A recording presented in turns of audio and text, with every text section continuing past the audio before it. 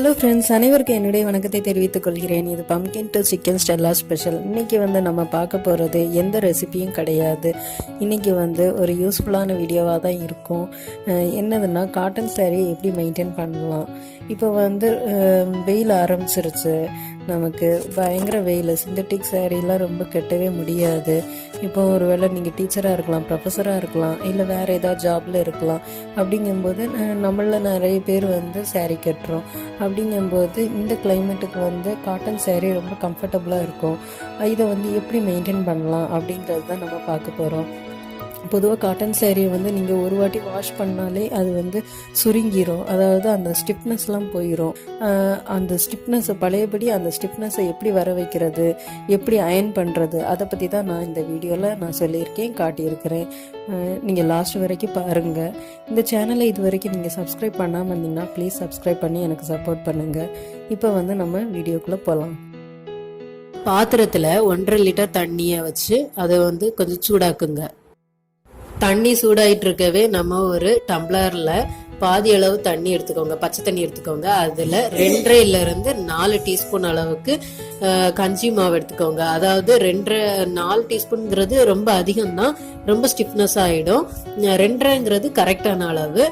2 இல்லாட்டி 3 எடுத்துக்கோங்க. ஓகேவா? 3 எடுத்து நல்லா கலக்கிக்கோங்க. இது நான் ரூபி கெமிக்கல்ஸ்ங்கிற கடையில தான் கார்ன்ஸ்டார்ச் வாங்கினேன். நீங்க வெளியில கிடைக்குதான்னு பாத்துக்கோங்க.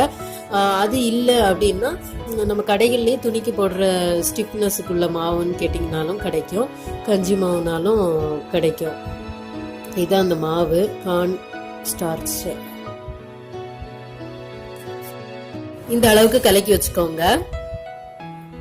இப்ப பாருங்க, இது தண்ணி கொதி வர ஆரம்பிக்குது. இப்போ இந்த நேரத்துல நம்ம அந்த கலக்கி வச்சிருக்க மாவை இதுல போட போறோம். அப்படி ஊத்திருங்க. ஊத்திட்டு உடனே கலக்கிட்டே இருங்க, நல்லா கலக்கி விட்டுட்டே இருங்க, அல்லாட்டி கட்டி பிடிச்சிரும். அதனால இந்த பசைய ஆகிட்டு பாருங்க, நல்ல பசையாக ஆரம்பிச்சிட்டு கலக்கிக்கிட்டே இருங்க. நல்ல பசை ஆனதுக்கு பிறகு ஆஃப் பண்ணிடலாம். பாருங்க, பசை ரெடி ஆயிடுச்சு. இந்த அளவுக்கு பசையா இருக்கணும். ரெடி ஆயிடுச்சு.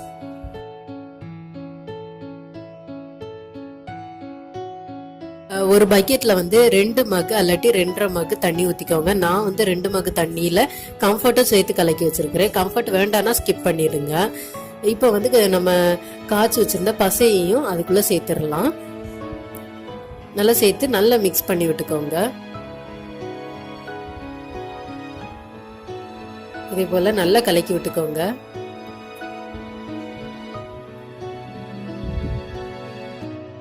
நான் இந்த காட்டன் சாரி துவைச்சு பிழிஞ்சு வச்சிருந்தேன்.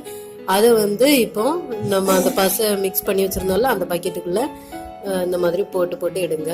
ஒரு 2-3 வாட்டி நல்லா போட்டு எடுங்க. இந்த மாதிரி விரிச்சு போட்டீங்கன்னா கொஞ்சம் பெட்டரா இருக்கும், நல்லா பிடிக்கும். அப்படியே போட்டாலும் ஃபுல்லுமே பிடிக்கும், பட் இந்த மாதிரி விரிச்சு போட்டீங்கன்னா இதோட நல்லா பெட்டரா இருக்கும். இதே மாதிரி டிப் பண்ணி எடுங்க. ஒரு 2-3 வாட்டி இந்த மாதிரி பண்ணா போதும். அதுக்கப்புறம் அந்த பிழியணும்.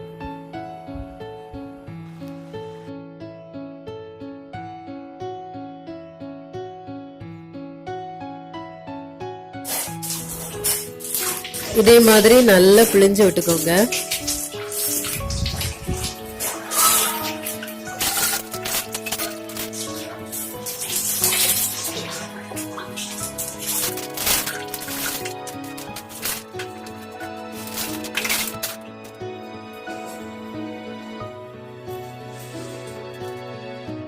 அப்புறம் துணிய இந்த மாதிரி நீங்க காய போடுங்க.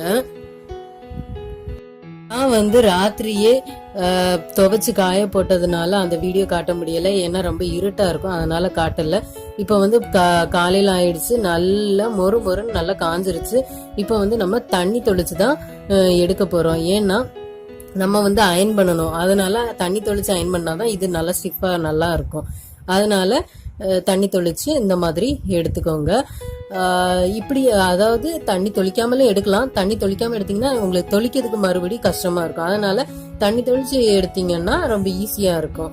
இந்த மாதிரி ஸ்ப்ரேயர்ல வச்சு ஸ்ப்ரே பண்ணாலும் ஒன்றும் இல்லை தண்ணியை, இல்லாட்டி இந்த மாதிரி தெளிச்சு எடுத்தாலும் ஒன்றும் இல்லை. இல்லாட்டி நீங்க பகல்ல வந்து துவைச்சு காய போடுறீங்க அப்படின்னா ஒரு முக்கால் அளவு, அதாவது ஈரப்பதம் இருக்கு, ஈரமா இருக்கக்கூடாது, லைட்டா ஈரம் இருக்கணும், அந்த மாதிரி இருக்கும்போது நீங்க எடுத்துடலாம். ஒரு முக்கால் அளவு காஞ்ச பிறகும் நீங்க எடுத்து இந்த மாதிரி இழுக்கலாம். இதே போல நல்லா சுருட்டி எடுத்துக்கோங்க. இனி வந்து லைட்டா ஸ்ப்ரே பண்ணிக்கோங்க தண்ணிய இதுக்கு மேல. இந்த மாதிரி தெளிச்சு 1/4 மணி நேரம் ஊற வச்சிருங்க. ஒரு 1/4 மணி நேரம் ஊறினதுக்கு பிறகு இதே மாதிரி நீங்க பிடிக்கணும். அப்பதான் உள்ள சுருக்கு எல்லாமே, சுருக்கு ஏதாவது இருந்துச்சு அப்படின்னா போகும். முந்தான, அதாவது பல்லுன்னு சொல்லுவாங்கன்னு நினைக்கிறேன், அந்த முந்தான பக்கம் வந்து நமக்கு தெரியற மாதிரியே வச்சுக்கோங்க. இதே மாதிரி பிடிச்சுக்கோங்க. ஃபர்ஸ்ட் பிடிச்சு இழுக்கணும். இத எப்படி இழுக்காங்கன்னு பாருங்க. இதே மாதிரியே நீங்க இழுத்துக்கோங்க, அந்த சுருக்கம் எல்லாமே போயிடும். இது வந்து 2 பேர் வேணும்.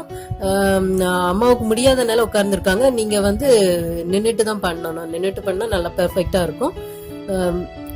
அவங்களுக்கு கால் முடியாதனால உட்காந்துட்டு பண்றாங்க. நான் வீடியோ எடுக்கிறனால என்னால பண்ணிட்டு இருக்க முடியல. இதே மாதிரி மடக்குங்க. அடுத்தது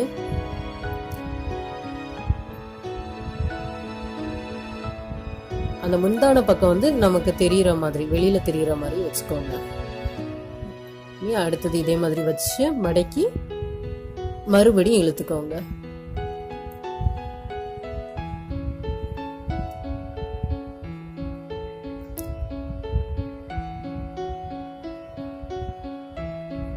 இனி இத வந்து இதே மாதிரி சுருட்டி வச்சுக்கோங்க. இதையும் ஒரு 10 இல்லாட்டி 15 நிமிஷம் அப்படியே வச்சுக்கோங்க. எதுவும் செய்ய வேண்டாம். சுருட்டி ஒரு டேபிள்ல வச்சிருங்க. இதே மாதிரி ஊற வச்சிருங்க. பிளவுஸையும் நான் வந்து தெளிச்சு ஊற வச்சிருக்கேன். இதுதான் என்னோட அயனிங் டேபிள். என்னோட அயனிங் டேபிள பாருங்க எத்தனை லேயர் நான் துணி வச்சிருக்கிறேன்னு. சிலர் சொல்லுவாங்க அயனே ஆக மாட்டேங்குது, இந்த இதுதான் அயன் பாக்ஸ் தான் சரியில்லை அப்படின்னு சொல்லுவாங்க. பட் அது கிடையாது. இந்த மாதிரி நீங்க நிறைய துணி, அதாவது இது எல்லாமே வேண்டாத பெட்ஷீட்டு, சில டர்க்கி டவல்லாம் இருக்கும், அதை தான் நான் உள்ள வச்சிருக்கிறேன். மேல வந்து நமக்கு நல்ல துணியா மேல ஸ்ப்ரெட் பண்ணி விட்டுறலாம். இப்படி வச்சீங்கன்னா நல்லா அயன் ஆகும். இப்ப வந்து அயன் பாக்ஸ் வந்து நான் இது காட்டன் சாரி ஆனதுனால இது நான் 3ஆம் நம்பர்ல வைக்கிறேன் காட்டன் அயன் பண்றதுல. இப்ப வந்து சாரியை பிரிச்சு, அதாவது இந்த முந்தான அளவுக்கு சாரியை பிரிச்சா போதும். அதுக்கு மேல உங்களுக்கு பார்த்தாலே தெரியும் இந்த அளவுக்கு நான் பிரிச்சிருக்கிறேன்ட்டு. அந்த அளவுக்கு பிரிச்சுட்டு இதே மாதிரி ஸ்லோவா மெதுவா நீங்க அயன் பண்ணணும். நல்லா ஹீட் ஆனதுக்கு பிறகு அயன் பண்ண ஆரம்பிங்க. அந்த நுனி பக்கம், அந்த எண்டுல எல்லாம் லைட்டா சுருண்டு இருக்கும், அதை எல்லாத்தையும் லைட்டா நீங்க நிமித்து நல்லா மெதுவா அயன் பண்ணுங்க. ஏன்னா நம்ம 2 பக்கம் தான் அயன் பண்ண போறோம். உள்ள எல்லாமே ஃபுல்லா அயன் ஆயிடும். அது பாருங்க, இந்த மாதிரி ஸ்லோவா தான் நீங்க அயன் பண்ணணும். மெதுவா அயன் பண்ணீங்கன்னா உள்ள வரைக்கும் அந்த ஹீட் போய் நல்லா அயன் ஆயிடும்.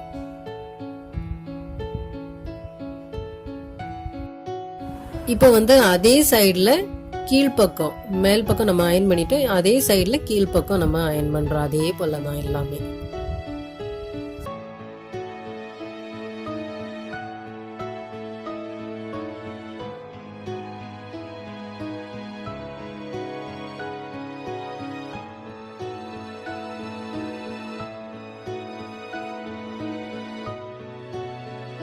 அதுக்கு பிறகு அதுக்கு நேர் பின்பக்கம் அயன் பண்ண போறோம். அப்படி மாத்தி போட்டுட்டு அதே போல ஏற்கனவே நம்ம அயன் பண்ணோம்ல, அதே போல இதையும் அயன் பண்ணிட வேண்டியதுதான்.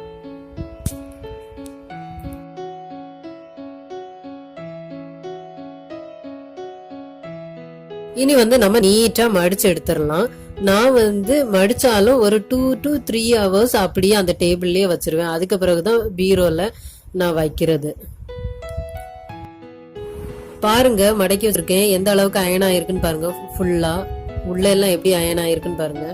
நீட்டா அயன் ஆயிடுச்சு.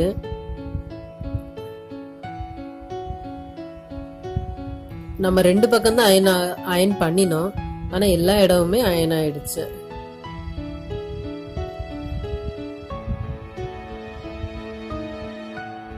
அவ்வளவுதான். இனி அடுத்த இந்த சாரி நான் அயன் பண்ண போறேன். இதுவும் காட்டன் தான்.